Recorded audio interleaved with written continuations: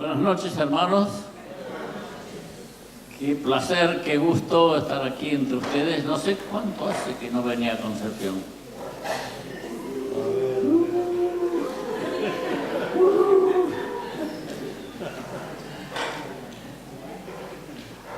No sé, la última vez fue ranchito. Unos 20 kilos atrás puede ser.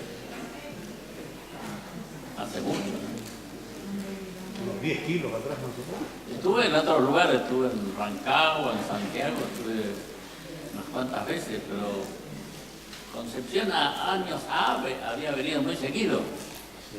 Y me acuerdo que eran los años donde éramos más espirituales y no nos interesaba tanto el fútbol. Y yo vine acá cuando en Argentina se estaba jugando el Mundial del 78. Así que imagínense, éramos más espirituales, ¿no? Ahora, hacer un encuentro cuando hay un Mundial de fútbol, no sé si daría resultado.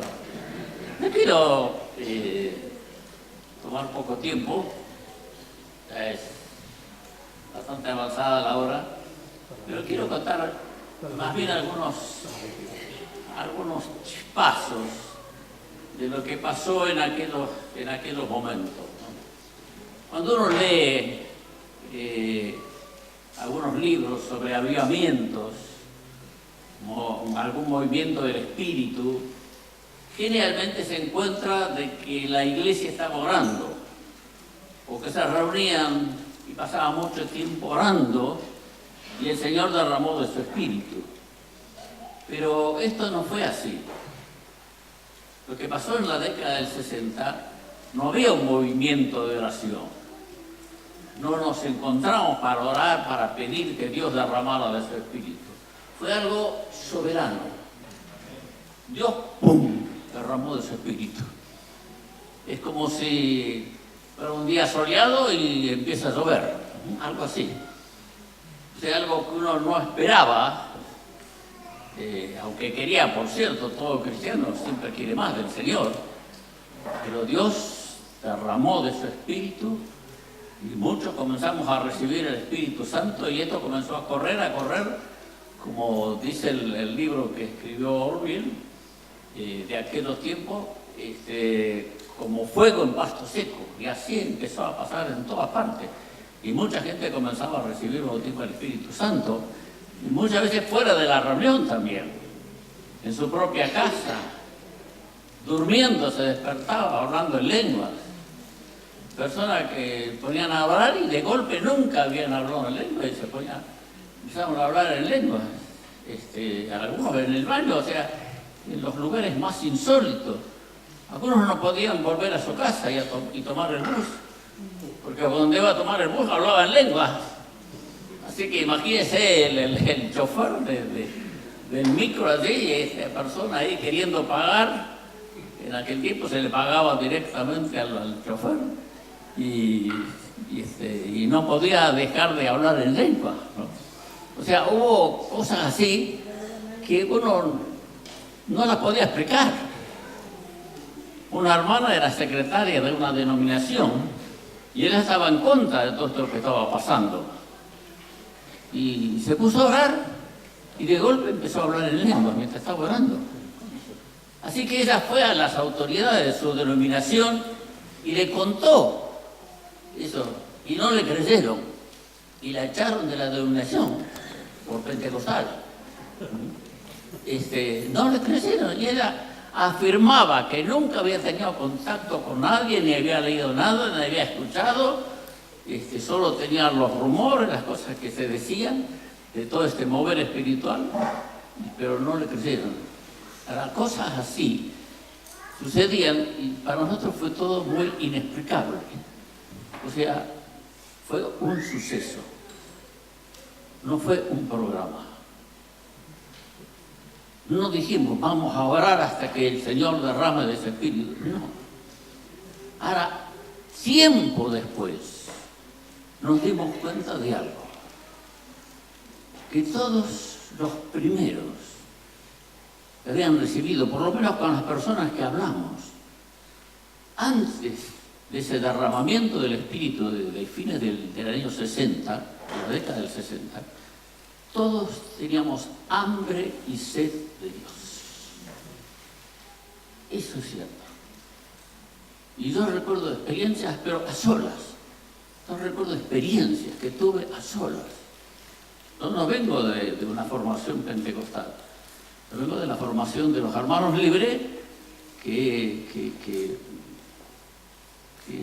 es bien estructurado. Bien estructurados son los hermanos libres. Y no quieren saber nada ni con hablar en lengua, ni con ninguno de los dones, ni con ninguno de los ministerios, ni con el bautismo del Espíritu Santo, ni con las sanidades, ninguna de esas cosas. Todo eso ya terminó entre los hermanos libres, ¿no? Yo vengo de esa denominación. Y recuerdo que estaba orando una tarde, estaba en mi casa, estaba de rodillas orando. Y mi mente por ahí, yo estaba orando por un lado y la mente se iba por otro.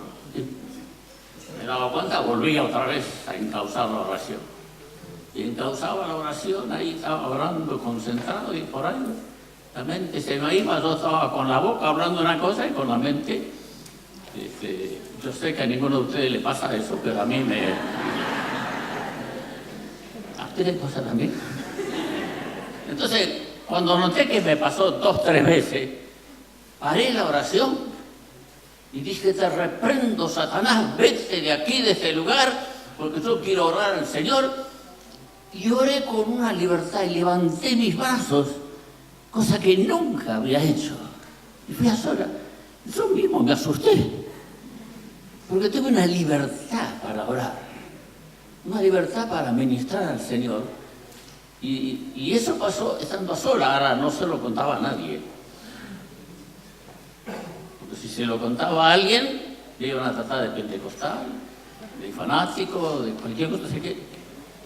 Musarela, como decimos en Argentina, ¿no? Musarela es lo que va arriba de la pizza, ¿no? Pero la expresión común, que me callaba la boca, no lo contaba a nadie, ni a mi esposa. Era un secreto con Dios.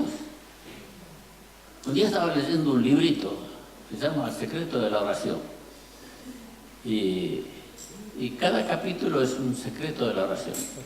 Y hay uno que es el secreto de la alabanza. Cuando yo leí ese capítulo, que trata sobre la alabanza, y dice: nosotros estamos siempre pidiendo y pidiendo y pidiendo en oración y no alabamos. Y tenemos que alabar.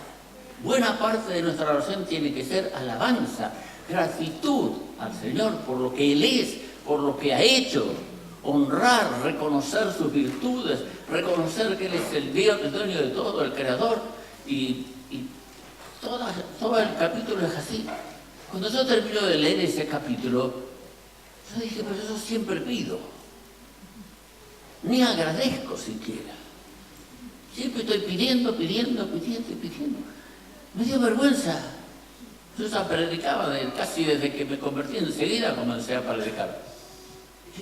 Tiré el librito arriba de una mesa que tenía allí, me puse de rodillas, comencé a alabar al Señor como nunca lo había hecho, y nunca lo había hecho, ¿cierto? Y alabé al Señor y levanté mis brazos y le glorifiqué hasta que... Si hubiera seguido un poquito más, hubiera hablado en lengua. Y cuando llegué ahí, dije: Señor, yo sé que un día me vas a dar un idioma celestial para alabarte. Pensando en el cielo, ni me imaginaba lo que iba a venir. Y el Señor me ha dicho: sí, dentro de poco, espera un poquito. Ahora después comencé a buscar más del Señor. Ahora, lo que me encontré luego es que muchos otros habían tenido experiencias similares. Jorge Metián pasó 1 año y medio pidiendo al Señor que le llenara con el Espíritu Santo. Y alguien le había dicho que cómo el Señor va a derramar de su Espíritu en un vaso que está sucio. El vaso tiene que estar limpio. Así que él confesaba. Todo lo que se podía acordar, confesaba. Por ahí se acordó que cuando era chico le habían robado algo a su papá, fue y le pidió perdón a su papá, le devolvió después de muchos días de luchar, porque sabía que era severo su papá, pero fue y lo hizo porque quería que el vaso estuviera limpio. Y seguía sacando, y seguía sacando, y seguía acordándose, y algunas cosas que parecían pecados también las confesaba, ¿cierto? Porque le habían dicho que el vaso tenía que estar limpio. Hasta que un día que estaba orando, vino una palabra, y eso le cambió. 1 año y medio pasó así. Es un don. Cuando escucho eso, es un don, es un regalo. No es porque el vaso esté limpio, es para que el vaso esté limpio. Es para que el vaso pueda estar limpio. Y ahí cambió. Y cuando se dio cuenta que era por fe, entonces comenzó a orar de otra manera y a pedirle que lo llenara del Espíritu Santo, y el Espíritu Santo vino, se derramó sobre él y habló en lenguas y todo lo demás. Y qué quiero decir es que si algo va a pasar, algo mayor, porque el Señor no terminó su obrar. Pentecostés no terminó. Siguió, empezó allá, 2000 años atrás, pero después siguió a través de la historia. Y quiere seguir, amén. Quiere seguir. Si algo va a pasar, si algo va a suceder, tiene que ser en medio de un pueblo que tiene hambre y sed de Dios. Amén. Hambre y sed de Dios. ¿Tienes hambre de Dios?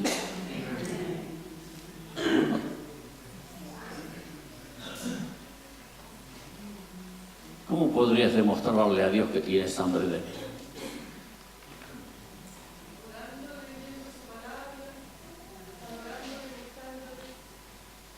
¿Cómo puedes demostrarle que tienes sed de Dios?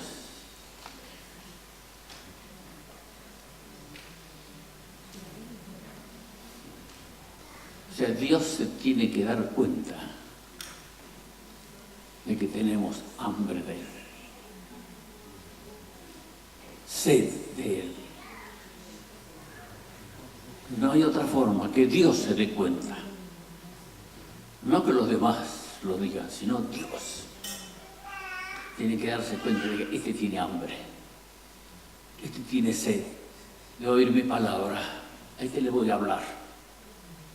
Porque si otro me pide, Señor, háblame, pero enseguida se cansa y va a la tele. Nada, no tiene sed todavía. Le voy a provocar un poquito más, le voy a apretar un poquito más. Así, me busca. Hermanos, hambre y sed de Dios es importante para que haya un mover del Espíritu. Amén. ¿Cómo empezó? La década del 60 fue una década especial. En el mundo sucedieron muchas cosas. Fue una década revolucionaria. Si usted se mete en internet para saber qué pasó en la década del 60, es la bisagra de la historia. El mundo cambió. Los jóvenes se levantaron y dijeron no más guerras. Se levantaron contra la guerra de Vietnam. Los mismos jóvenes y comenzaron a oponerse en Estados Unidos. Aparecieron los hippies, aparecieron las nuevas músicas. Todo eso apareció en la década del 60. Vino un cambio en toda nuestra sociedad, un cambio impresionante. Y también vino el derramamiento del Espíritu Santo en muchos lugares. Keith Benson, uno de los primeros que comenzó con todo este mover, años 65, mirá. Él estaba en el norte de Argentina, en Tucumán, en la casa de un misionero llamado Jack Sisler, que murió hace muy poco, con 90 y tantos años. un hombre que fue misionero en Indonesia, en Argentina, en Brasil, Paraguay, y que pensó pertenecía a una organización que se llama CEPAL, que significa Servicio de Evangelización para América Latina. Y ellos trabajaban con las iglesias, con otro grupo de hermanos, ayudando a la evangelización. Pero después de varios años de estar ayudando en la evangelización, se dieron cuenta de que las iglesias no estaban preparadas para evangelizar. Que hacían trabajos evangelísticos, salían, pero después los frutos que había se perdían. Y la iglesia no estaba preparada. Así que decidieron comenzar a trabajar con la iglesia para fortalecerla espiritualmente. Dijeron, con una buena base espiritual vamos a poder trabajar en la evangelización. Y haciendo este trabajo, él estaba en ese momento concentrado con las oficinas de CEPAL en la provincia de Córdoba. Él fue a Tucumán, que es al norte de Argentina. Estando en la casa de este misionero, Jack Sisler, una noche, dos hijas de Jack le dijeron, ¿quiere escuchar algunas canciones? Dijo, sí, ¿cómo no? Dijo Keith. Y estas chicas se pusieron a cantar. Keith pensaba que le iba a enseñar algunos coros nuevos quizás. Pero en un momento él se estremeció, porque se dio cuenta que estas chicas no estaban cantando un coro para enseñarle, estaban adorando a Dios. Y por primera vez había visto a dos personas adorando, ministrando a Dios. Mientras cantaban, le cantaban al Señor. No tanto para que Keith y los demás que estaban en la casa escucharan, sino para ministrar al Señor. Y esa adoración lo estremeció a Keith. Keith fue un hombre santo, muy íntegro. Y dijo, yo quiero esto. Yo quiero esto. Sin saberlo, esto es lo que estaba buscando. Y ahí buscó la llenura del Espíritu Santo. Y oró por Keith y Keith fue lleno del Espíritu Santo. Y él también, mozzarella. Porque contar esto era pentecostal. Y pentecostales y evangélicos no se trataban entre sí. Para muchos los pentecostales eran los pestecostales. Era una peste. Y en muchas revistas y libros los pentecostales estaban como una secta falsa, junto con los testigos de Jehová, con los mormones, estaba en esa categoría. O sea, imagínense lo que era contar algo así. Poco a poco Keith fue contando, algunos, ministrando, iban recibiendo el bautismo del Espíritu Santo, sus amigos y otros. Un día Keith llegó a las oficinas de Alberto Darling, que era el director general de Coca-Cola Argentina, y fue a la oficina de él y le dijo a Alberto Darling, Alberto, habla en lengua, así nomás se lo dijo. Alberto Darling, hermano libre, hijo de irlandeses, hermano libre, de pura cepa. Y ahí nomás le dejó un folleto. Alberto lo comenzó a leer, lo conocía aquí, era amigo, y sabía la calidad de vida de Keith. Lo comenzó a leer, lo tomó muy en serio. Se fue al baño, como él era director, tenía su oficina con su baño privado, se encerró en el baño, comenzó a orar y empezó a hablar en lengua. Y empezó a hablar en lengua y a hablar en lengua.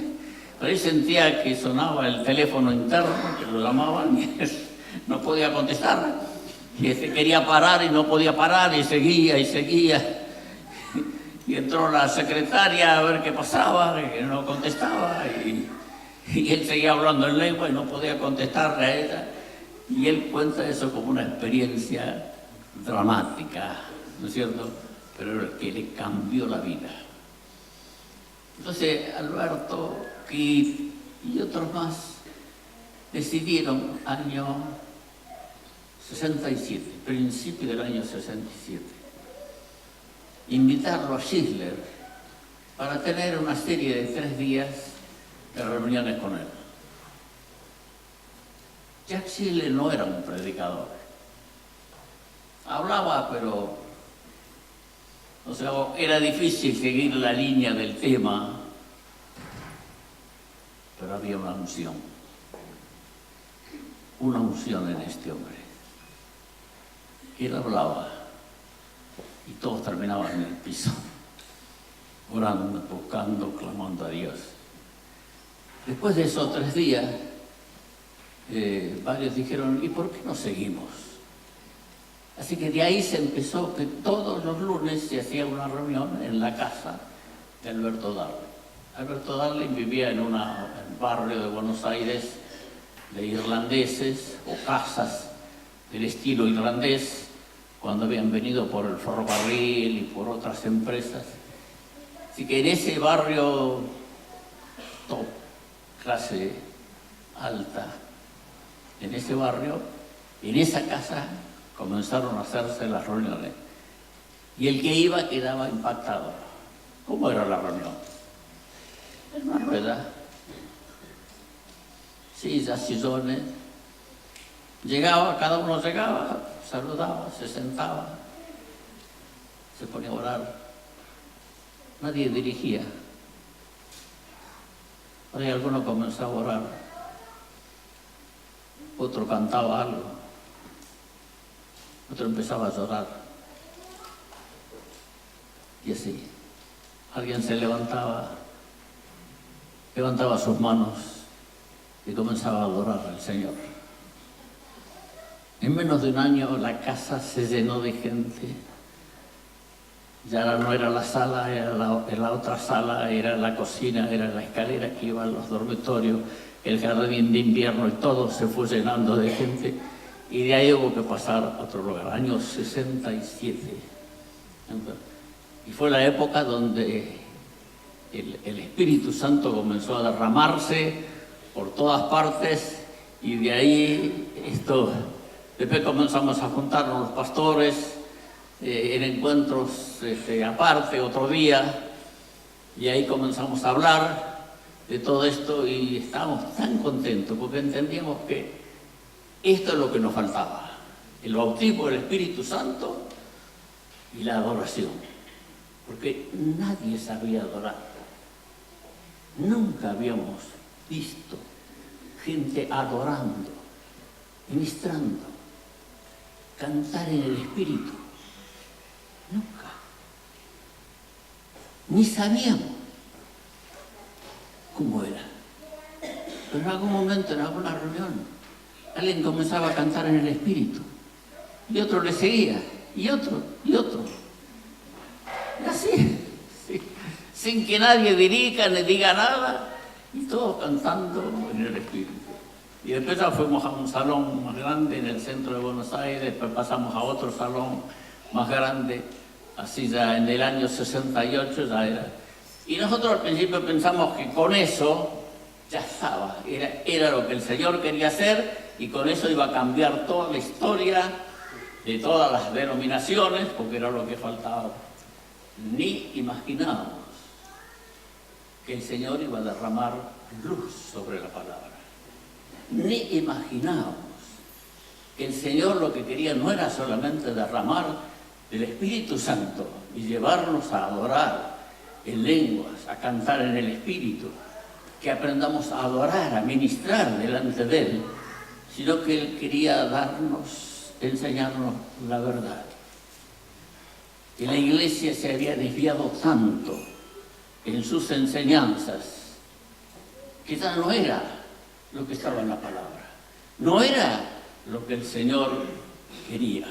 Por eso esta hojita que hemos preparado, que no sé cuántos la tienen, ni yo la tengo. Pensé que la había traído.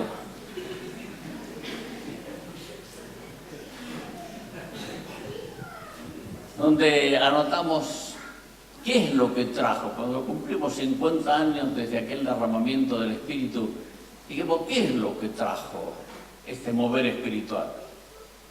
Y entonces comenzamos a anotar, y bueno, después se mandaba uno, otro, y así entre algunos comenzamos a anotar, a escribir de una forma, de otra forma, y bueno, algunos terminamos ordenándolos, y bueno, después al final le di el toque final a todo eso, y lo que anotamos son 27 verdades, 27 enseñanzas, cosas que estaban mal en la iglesia, y el Señor comenzó a marcarnos la verdad. Como por ejemplo lo que mencionaba Cristian del Evangelio del Reino. O sea, el Evangelio que predicamos era el Evangelio de las ofertas. ¿Quién quiere ser salvo? Levante su mano, entréguese al Señor, punto, ya está. ¿Cierto? Y no es así bíblicamente. Bíblicamente es, reconozca a Jesucristo como Señor de su vida, como su autoridad. Él tiene que gobernar en nuestras vidas.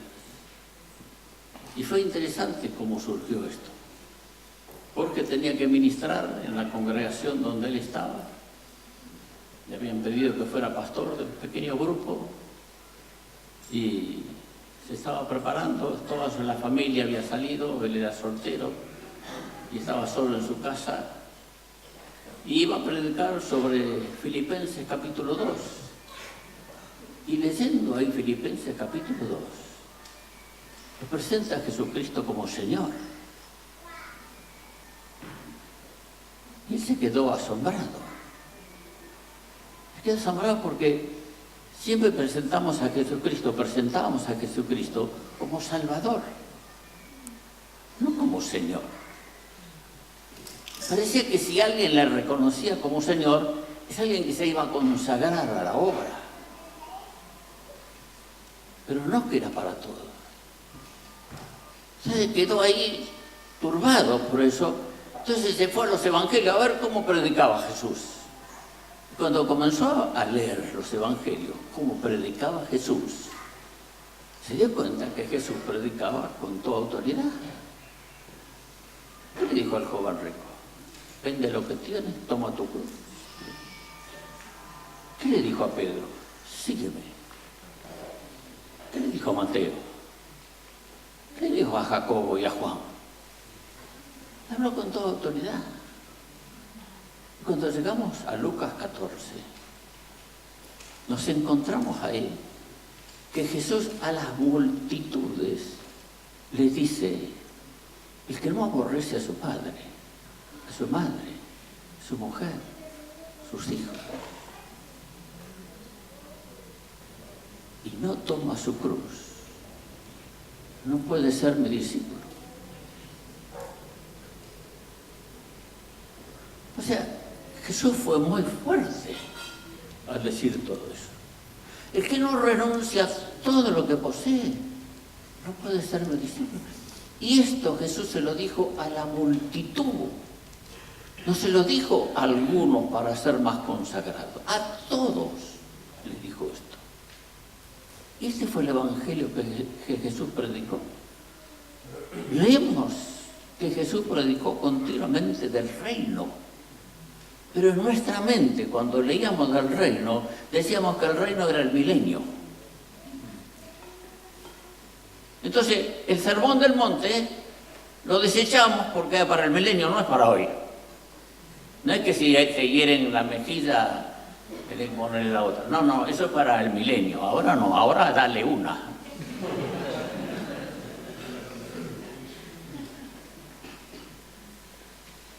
Todo era para el milenio.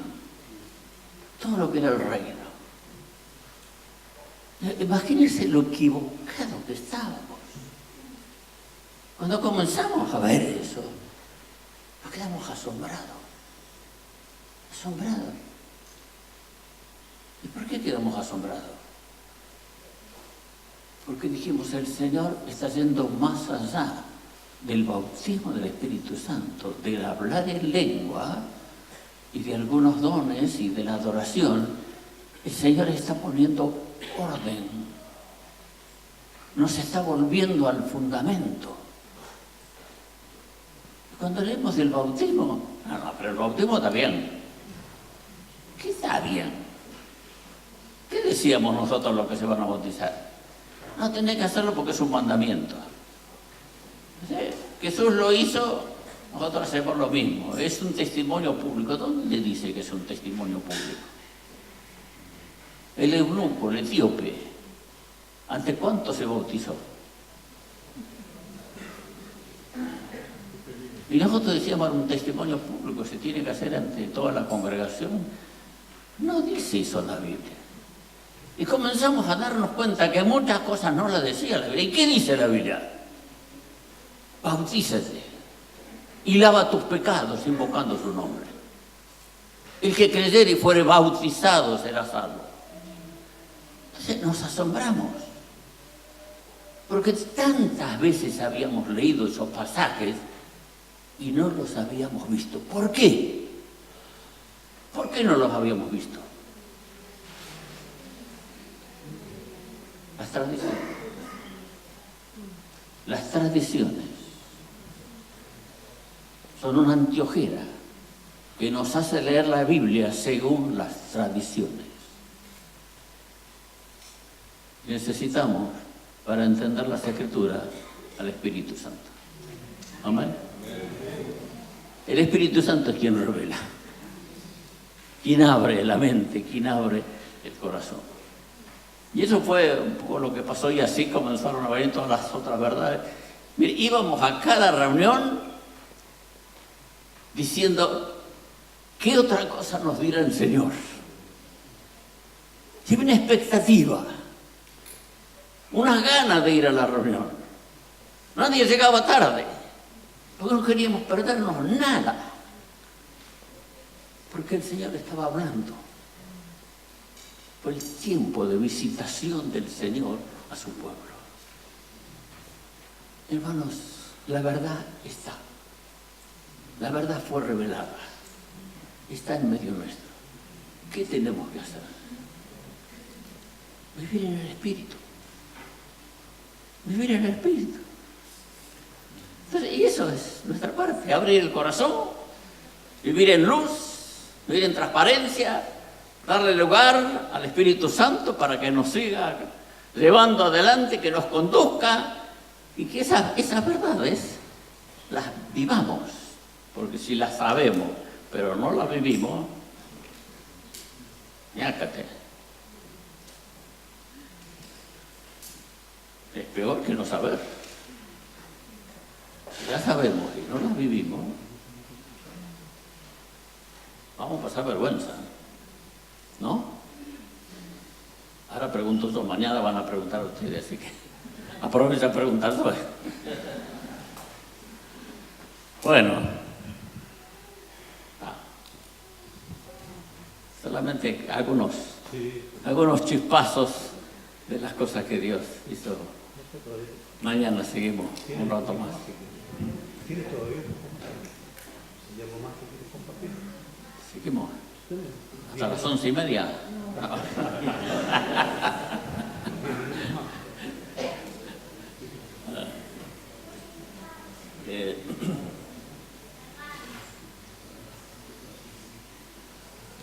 Fue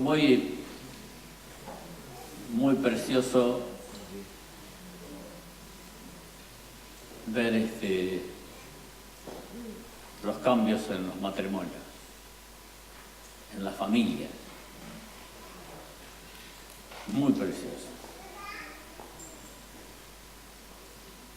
Los hijos comenzaron a obedecer a sus padres. Mientras veíamos, por lo que pasó en la década del 60, esa revolución de los hippies, la revolución de los jóvenes. Cantidad de jóvenes que salían de sus casas para vivir su propia vida. Por supuesto, comenzó en Estados Unidos, pasó a Europa y después pasó a todo el mundo, todo eso. Pero mientras algunos comenzaron a rebelarse contra la autoridad, en medio nuestro vino palabra sobre la autoridad. Y cambió la historia de muchas familias. Los hijos comenzaron a obedecer a sus padres. Y los padres estaban, porque algunos estaban acostumbrados a retar, y porque los hijos no hacían caso, y ahora veían que los jovencitos obedecían a sus padres. Cambió la historia. Y los matrimonios arreglaban su situación. Y los hogares comenzaron a vivir una vida feliz, una vida cristiana, como corresponde. Ese cambio fue evangelístico, porque muchos, al ver cómo se comportaban ellos y cómo vivían en esa familia y cómo estaban criando a sus hijos, fue muy evangelístico ese hecho, esa situación, esa vida. Y eso trajo un gran despertar en mucha gente. Y muchos vinieron, es cierto, de otras denominaciones, de otros grupos, porque vieron que se vivía el Evangelio y que era posible vivir el Evangelio. No era una utopía, era posible vivir la palabra. El ministerio sobre la familia fue muy fuerte entre nosotros, muy fuerte, y cambió nuestra historia, cambió nuestra forma de actuar. Los jóvenes consultar, abrir el corazón sobre sí, antes de encarar un noviazgo. La enseñanza sobre el noviazgo corrió entre nosotros y fuera de nosotros por muchísimos lugares, porque se dieron cuenta que era coherente. Las enseñanzas comenzaron a ser muy coherentes. Para que tener un buen matrimonio hay que tener un buen noviazgo. Para tener un buen noviazgo hay que tener una buena elección. Para tener una buena elección hay que consultar, hay que hablar. Hay que tener un corazón abierto y no actuar impulsivamente, no actuar solamente por los sentimientos. Y eso trajo cambios. No es que no hay problemas, sí que hay problemas, pero trajo cambios. Comenzó a haber transformación de vida. La enseñanza es para vivirla y no es un gran esfuerzo. Jesús dijo, mi yugo es fácil, mi carga es ligera. Y es así, no es difícil, se puede vivir. Con el Espíritu Santo es posible vivir la palabra del Señor. Amén. Es una bendición. Teniendo el Espíritu Santo, ¿cómo no vamos a vivir la palabra? El Espíritu es el Espíritu de Dios. Es su persona en nosotros. Y Él es el que nos da la fuerza para poder vivir la palabra. Y nos ayuda, y nos enseña, nos conduce. Entonces, festejemos. Hagamos fiesta, hermanos. Los judíos tenían fiesta. ¿Por qué van a tener ellos solo fiesta? Hagamos fiesta nosotros.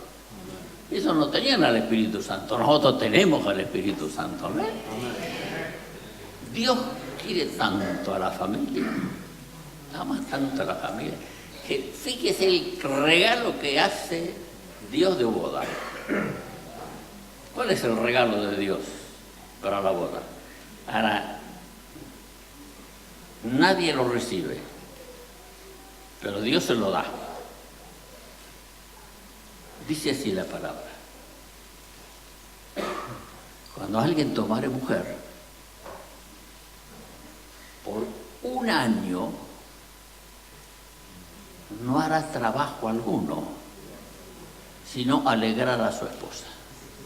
¿Qué le parece? Ese sí que es Dios, ¿eh?